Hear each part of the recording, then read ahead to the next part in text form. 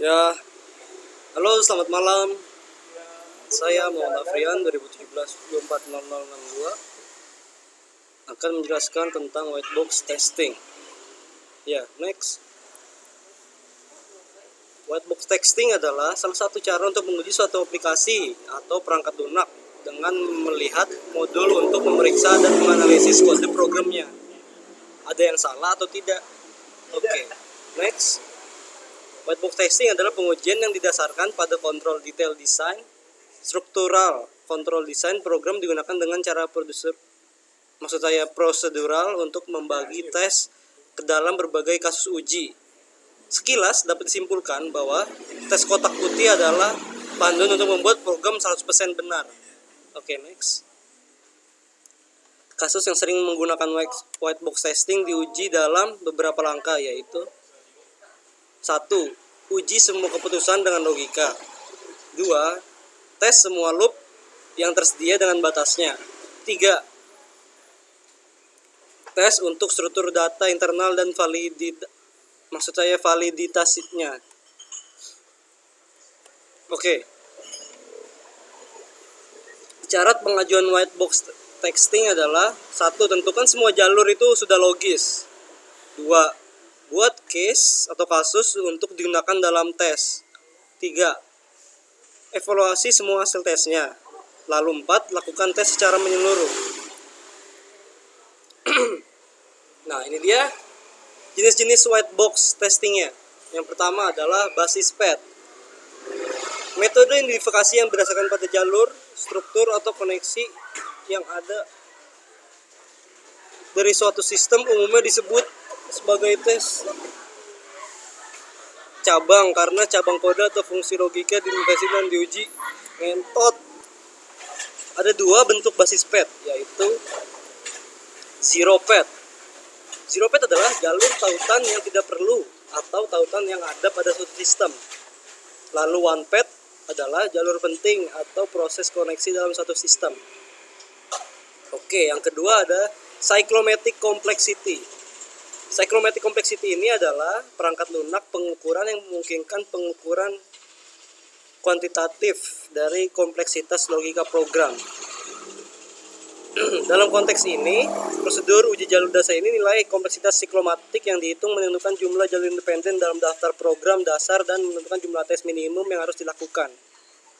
Oke, yang ketiga adalah graph matrix. Ini adalah matriks sama sisi persegi panjang di mana jumlah baris dan kolom sama dengan jumlah node dan identifikasi baris dan kolom sesuai dengan identifikasi node dan isi data. Oke. Beberapa properti yang dapat ditambahkan sebagai bobot untuk koneksi antar node dalam matriks grafik yaitu sebagai berikut. Jalur yang mungkin atau tepi atau dilintasi atau dieksekusi. 2. Waktu pemrosesan yang diharapkan pada rute selama proses transfer. Lalu 3. Memori yang dibutuhkan selama proses transfer dieksekusi di jalan. Dan sumber daya yang diperlukan selama proses transfer dieksekusi di jalur. Oke, next. Kelebihan dan kekurangan white box testing. Ya, seperti pada umumnya white box testing ada kelebihan dan kekurangan. Nah, di sini saya akan menyebutkan kelebihannya dahulu. Pertama, kelebihan white box testing adalah kesalahan logika. Menggunakan sintaks if dan sintaks pengulangan. Langkah selanjutnya dalam metode white box testing ini adalah untuk mencari kondisi apapun yang dianggap tidak kompatibel dan untuk mencari akhir dari proses iterasi. Lalu, ketidaksesuaian asumsi. Menampilkan dan memonitori beberapa asumsi yang tidak diharapkan atau diterapkan akan dianalisis sebagai imbalan dan karenanya diperbaiki. Lalu yang ketiga, kesalahan pengetikan. Ya, ini banyak ya terjadi ya kesalahan pengetikan. Mendeteksi dan mencari bahasa pemrograman, maksud saya pemrograman yang dianggap bersifat case sensitive. Oke, kali ini kekurangannya, maksud saya belum pengujian white box testing. Ya, di sini bisa dilihat white box testing adalah tes yang didasarkan pada control detail design, dan digunakan dalam struktur kontrol proyek pemrograman untuk memecah tes menjadi berbagai kasus uji. Metode pengujian pada white box testing ini sering dilakukan untuk 1. Memastikan bahwa semua saluran independen menggunakan formulir setidaknya 1 kali. 2. Keputusan logis dapat benar atau salah dalam semua kondisi. 3.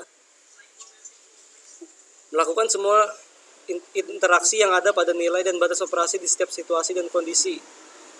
4. Persyaratan yang harus dipenuhi dan menerapkan strategi white box testing. Oke, next. Perbedaan white box dan black box. Nomor 1. White box itu struktural. Apa yang maksud struktural? Dilakukan oleh penguji yang mengetahui tentang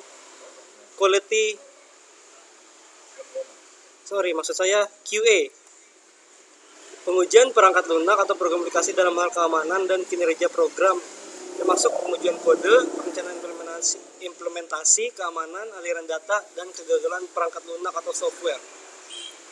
3. Dilakukan seiring dengan tahapan pengembangan software atau pada tahap testing. Nah, lalu ini black box, fungsional, dilakukan oleh auditor independen.